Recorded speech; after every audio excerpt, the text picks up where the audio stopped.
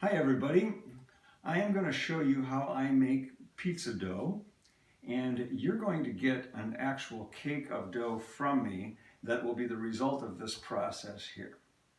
You can see that we've got the recipe there for you to kind of digest as we work. The first thing is 3/4 of a cup of water, which we have to have warm. So I'm going to put it in the microwave for just a couple of minutes, not minutes, a few seconds I would say.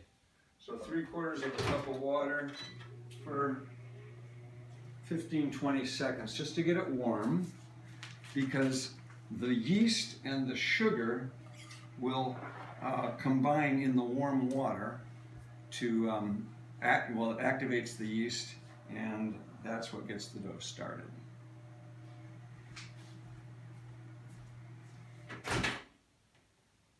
Seconds or so,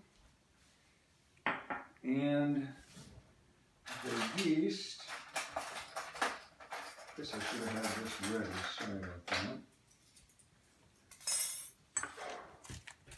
Just a teaspoon of yeast. Now I use Fleischmann's pizza crust yeast. Honestly, I don't know that it really makes any difference. The pizza crust or any regular yeast is about the same thing.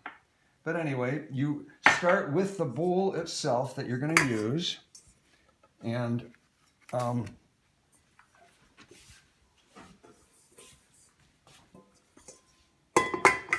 now I'm using this fancy mixer that my son got me. You don't have to, but honestly, the bowl or the mixer itself makes things a lot, it really mixes things well rather than mixing by hand. Anyway, so we've got a teaspoon of yeast, we've got 3/4 of a cup of water, and we're going to get 2 teaspoons of sugar.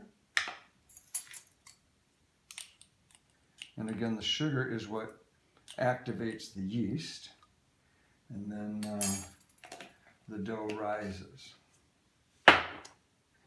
So we're going to let this sit for a little while, maybe 5 or 10 minutes, or let sit for 5 minutes. So we're going to shut the video off now, and now we're going to add some salt, 2 teaspoons of salt. I'm actually a little less precise in these kinds of things, but just about 2 teaspoons of salt, and 2 tablespoons of olive oil. There's 1, and there's 2. Really, the measurements with the yeast and sugar are probably the most important. Again, I said we have this wonderful fancy mixer, and you use a dough hook if you have a mixer. And we're going to have 2 cups of flour. And only to say that there are fancy flours, like there's Tipo 00 that's imported from Italy, very expensive, that maybe makes better dough. I'm not sure. I just use regular old flour though. So you're going to use 2 cups plus of flour. So I put 2 cups in, and then we'll be adding as needed, because the dough won't be quite stiff enough when all is said and done. So now we lock that thing into place, and we start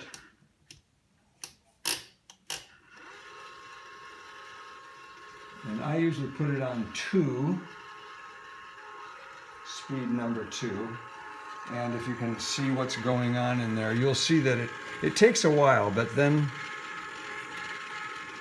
after a little bit, you have to kind of scoop it around the edges to get it to form a ball. Okay, we're going to let this mix for a while now. Okay, so it's been mixing for a while, and you just have to kind of get the dough that congregates on the side of the bowl off, and then you start mixing again. No big deal. Okay, this thing is nicely mixed now. Pretty stiff. It's going to be still a little bit sticky as we take it off the dough hook, but we will add a little flour as we need it. Need as in K-N-E-A-D. And this is the part that's, when I said making pizza like a pro, this is the part that really kind of separates the amateur from the pro. Now, I guess I am a pro. I've been making pizza since I was 17 years old. I got a job in a Little Caesars pizza place in Ann Arbor, Michigan, back in 1972. But when you get your piece of dough, what you want to do is make a kind of like a cake, and you want to turn it into a ball. And the way you do that is by creating a bit of a indentation underneath by working it this way, and then you get it down on your surface and you roll it, and you get your hand under and around at the same time. And you're not going to do it perfectly the first time, but you get the hang of it, and you almost can't do this too much, because this is actually part of the kneading. And I imagine in the old days, this was, how they did knead it.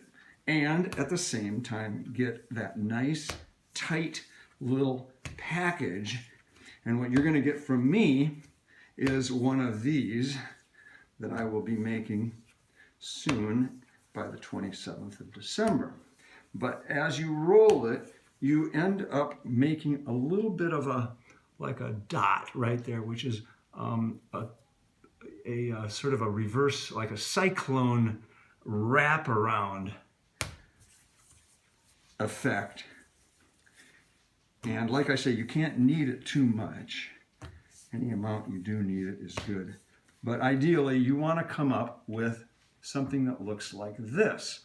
And this, really the secret to making a pizza round is this prep work, and then